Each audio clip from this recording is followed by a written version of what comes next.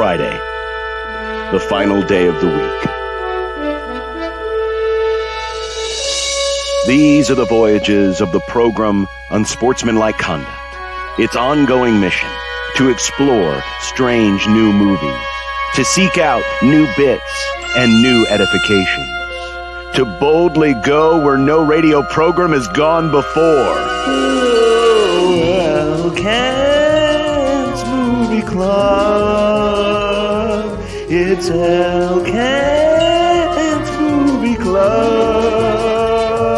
El Kent's Movie Club. It's El Kent's Movie Club.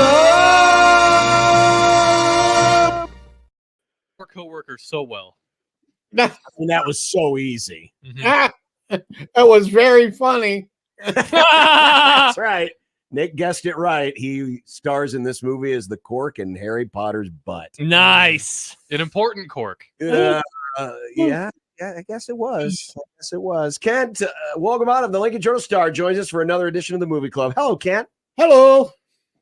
Again, Florida's threatening. Stop me if you've heard this. This is crazy. No, it seems like Gators are like they're this close to like blowing this game wide open, but Nebraska makes defensive play after defensive play, and Well, we'll see what happens here. they're still in it. Uh-huh.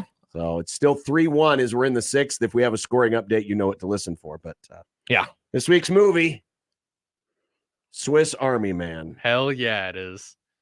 It's a movie about a guy. Nice. Great start.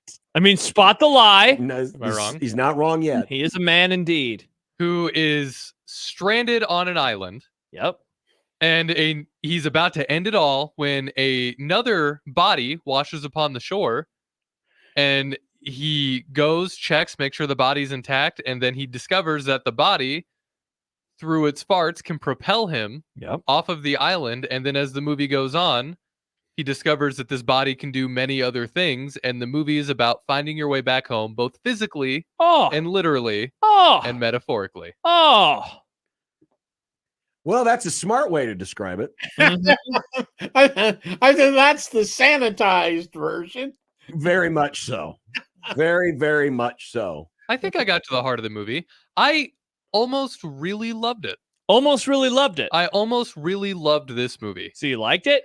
I did. I did too, for the record. My favorite part about this movie by far is the soundtrack, but that's because it was written by one of my favorite bands, Manchester Orchestra. They did the entire soundtrack.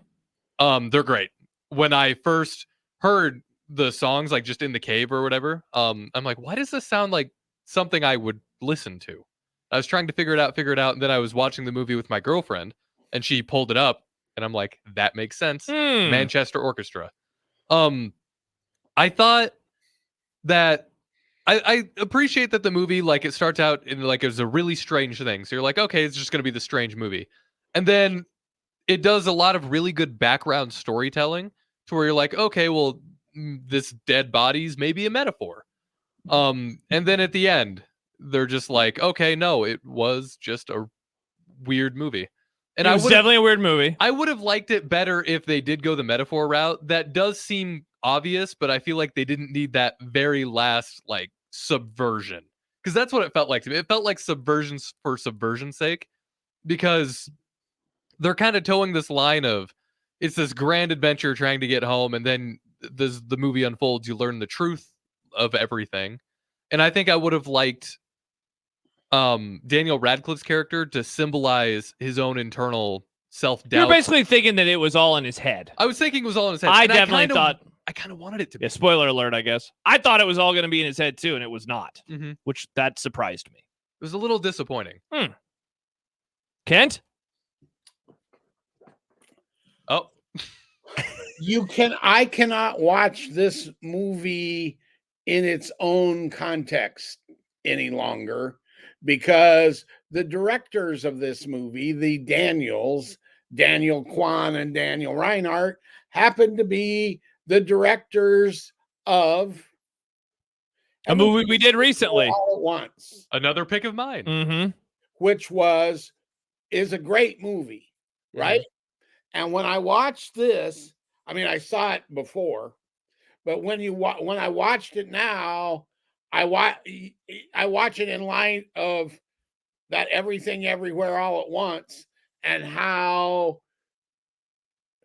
they took a lot of the same mix of ideas, right? Not exact themes, but sort of to make this weird, funny, has kind of a point movie that they weren't able to fully pull off with the Swiss Army Man. Mhm. In particular, the ending is they didn't know how to end that movie. I mean, you could tell, or at least I could tell it watching it again. They had no clue about where they were going to go with the ending of that movie. And I think that's why it takes such a weird and sentimental. You know, you watch the whole movie and it gives you a sentimental ending, and you kind of go, huh? Or at least was my reaction the first time, and it really was because Everything Everywhere All at Once has a kind of a sentimental ending as well, but they knew how to work that in. Does that make sense? Definitely. Which is weird because that movie's more complicated than this one. Definitely. And you weren't here for that one, right, John? I think that No. was during March Madness. No, yeah. I was not. Yeah. I was not here for that one. I wanted it to be a strange way of kind of explaining an intangible thing, like feelings of loneliness and loss. Basically, and, a lot of the things that characters talk about throughout the movie. right. I wanted it to be just a weird way of exploring that, but instead it seemed like they were almost there, and then they just threw it all out, like Kent said, at the end. Yeah. Well, maybe the fact that it didn't have a very well organized or thought out ending goes to the fact that apparently this was something these two had been talking about, just like, just this goofy idea, and they initially pitched this film as a joke, and then they were asked, well, why didn't you just make it then? And so they did. And so it was probably one of those things where, how you're sitting down with your friends and you're messing around and you come up with this great idea, and you got all these jokes and all this stuff, and you're probably making each other laugh. right. Mhm. But you don't have it totally fleshed out. In some ways, when we talked about Caddyshack, a summer or two ago, it was kind of like that. You had a bunch of jokes, but you didn't have a way to get it all back together again. And if you remember from our discussion of Caddyshack, that hit it. 3-2 ball game. Shocking. Gabe Swanson hit another Woo! home run. Launched it. But that movie came together because they finally had someone sit down and they actually edited the thing, and they put the cocaine down for a couple of hours. And while I'm not saying that drugs were necessarily involved in the making of this, though, I would have to think there had to be some illicit substances going on in their heads when they came up with some of these ideas. I think that's kind of where it is. If it would have had a closer, would have had someone come in and kind of polish it up at the end, because I agree with you, it would have worked better if it would have found out that this was just some weird thing going on in his head, and if the Paul Dana character wakes up and he's still on the island, for example. And it's just like, oh crap, this is all something I came up with in my head. See, and Or I it almost, goes completely the other way and doesn't have the sentimental twist and just gets ultra weird and says we're done. Yeah. or even I had this thought too, if Daniel Radcliffe's character the whole time was actually him, like they have the body and then that was just him, and like then, a Fight Club kind of scenario. like a Fight Club kind of scenario, and then at the end when he's walking around, like that would have been him perceiving it from like as a ghost more or less. Mm-hmm. But then the interviewers talking to him, so Yeah. that's clearly not it. Yeah. I do think it's notable that the two actors should be what's the right word, praised, for lack of a better, for being fully committed to this nonsense. Yes. I love that about Daniel Radcliffe. He did the Harry Potter movies. He made enough money to just do the weirdest Because stuff. that's I'll be honest. So I've never seen any of the Harry Potter movies, just like bits and pieces. So I've never really watched. I know I liked the books. but I never watched the movies. The books are better. You should watch the movies. But what have you made of his career? Because that, like Nick just kind of said it, he made a ton of money, so he can kind of do whatever he wants now. He picks a lot of weird stuff like this, does he not? Absolutely, and intentionally, right? He doesn't need to be in a. He can make them do the movies he wants to do, weird little movies, and he's done some stage work as well, for which he has been widely praised for his stage acting, Broadway. It's not Broadway musical, but plays and stuff. I know he did Equus for one thing, and he's a good actor, and he takes weird little movies, and good on him. But he doesn't. He would never have to work another second in his life, and he'd be. I mean, who knows how much money he made off of those Harry Potter movies. But in a way, maybe his career is kind of like Mark Hamill, right? What did Mark Hamill do beyond Star Wars? Voice acting. Voice of Joker is what I always think just of. a lot of, and some of that may have been a little different in that maybe just some parts weren't coming to him because of typecasting and the car wreck.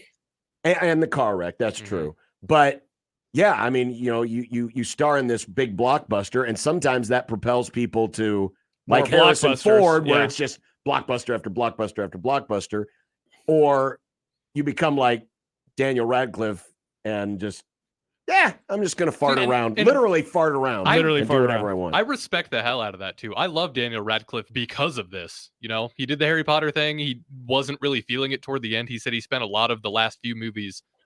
Was it drinking? Drinking, yes. He was drinking during the last couple movies because he just wasn't happy anymore. And then he decided, I don't want to do anything that doesn't make me happy anymore. Yeah. So let's just do these weird little movies. And then speaking of weird, like what was the movie we watched recently with Paul Dano? He was the one about the GameStop stuff. Yeah. And I think that guy is a great actor. When we did the Batman a couple of years ago, he was the Riddler in the Batman. Oh, yeah. He plays weird or creepy people very, very well. And like I thought that this honestly, Kent, was one of the more maybe emotional movies that he has been in, because given that the Daniel Radcliffe character is dead and has no perception of feelings, he calls him out on a lot of his BS. And I thought the way in which Paul Dano's character responded to some of that stuff, I thought was really good and kind of let you know maybe about him and about his life and what he had gone through. I agree. He's also, one of his by far best performances is in Love and Mercy, the Brian Wilson biopic, where half of it is Brian Wilson in his 20s and then half of it is in his 40s. And he plays him in his 20s, and he's great. I think Paul Dano is one of my favorite actors to watch. And like I said, I thought both of those guys just like, okay, in for a nickel, in for the whole works. And otherwise, this thing, if you didn't get that, I guess I think the thing would have fallen completely apart. If they'd have done it with a wink, right? If they'd have gone, we know this is nonsense, the whole thing would have crumbled, I think. You really got to commit to the bit on movies like this. And they did. Oh, they did. They had to. So, John, you said you teased it earlier. Yeah. You would say this is up there with Tusk. It's not. I mean, Tusk is still going to be the GOAT of bad movies that have been done in the movie club. And not The Platform? Or Amplitude? We all loved The Platform. The Platform, yes, The Platform was not. I did not really enjoy The Platform, but at least the story was compelling.